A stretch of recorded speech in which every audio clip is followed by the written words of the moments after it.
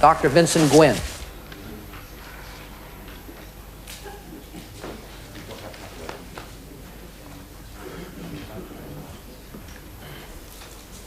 Just come forward, if you would, please, sir. You've been sworn, have you not? Yes, I have. All right, fine. Tell us your name and where you live. Last name is Guinn, G-U-I-N-N. First name Vincent, middle name Perry. I live in the San Diego area, California. Okay. Your occupation? I'm a professor of chemistry at the University of California in Irvine. Thank you, Doctor. You taught a course in neutron activation analysis at the University of California at Irvine. Is that correct? Yes. Okay, and you've given testimony many times in a court of law on your analysis of the elemental composition of bullets. Yes. What is the usual purpose of trying to ascertain the elemental composition of a bullet or bullet fragment? To ascertain whether two evidence specimens were produced or were not produced in the same melt or batch of lead. Okay. Did you conduct a neutron activation analysis of the bullet and bullet fragment evidence in the Kennedy assassination at the request of the House Select Committee on Assassinations, Doctor? Yes, I did. Dr. Guinn, were you able to determine what type of ammunition these bullet and bullet fragments were? All of these were in the range of composition, a rather unusual range of compositions that I had already found were characteristic of the Western Cartridge Company 6.5 millimeter Mannlicher Carcano cartridge bullets. Do you conclude that CE-842, the Connolly wrist fragments, came from CE-399, the Connolly stretcher bullet? Yes, I do.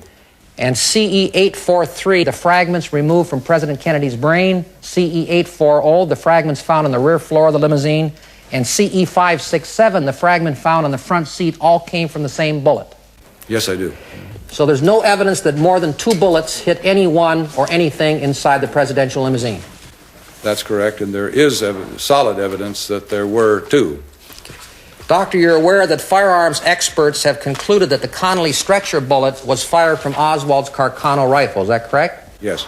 You're also aware that firearms experts have concluded that the two large bullet fragments found on the front seat of the presidential limousine, one of which you analyzed, were also fired from Oswald's Carcano rifle. Is that correct? Yes. What you're saying is that from your neutron activation analysis, there may have been 50 people firing at President Kennedy that day. Is that correct? But if there were, they all missed. Only bullets fired from Oswald's Carcano rifle hit the president. Is that correct? That's a correct statement, yes. Thank you, Dr. Guinn. No further questions. Mr. Spence? Well, I'd rather cross-examine Mr. Bugliosi than the doctor, since he's the one that's given all the testimony. But the doctor's on the stand. Doctor, will you answer my questions nice and simple, yes and no, like you did for Mr. Bugliosi? Wherever that's possible, yes. Here's a picture of the skull, X-ray of the skull of the president. And what we see are an artist's drawing of the fragments that were seen in the X-ray. I understand that you examined only 2 of the 30 fragments that were found in the skull. Is that correct? There were only 2 that were delivered to me. I'm not Please, sure. Is that correct? That is correct. You did 2? Yeah, the only 2. And do you know which 2? No. And so do you know what the composition is of the other 28 fragments found in his brain? Yes. Have you checked them? No, but I know what they are. Well, have you examined them? Put them through the neutron activation They were not available, the other pieces. Thank you. Now, Doctor, did you analyze the large copper fragment that was found in the limousine? No, this was only an analysis of lead. I'm going to ask you once more. Dr. Guinn, did you analyze the large copper fragment that was found in the limousine? No. Are you aware of the fact, Doctor, that dishonest evidence can be honestly examined? Of course. That means that an honest examination can be made of evidence that's been manufactured or planted? It's always possible, yes. Your testimony isn't to be interpreted by the jury that you find that this is honest evidence, is it?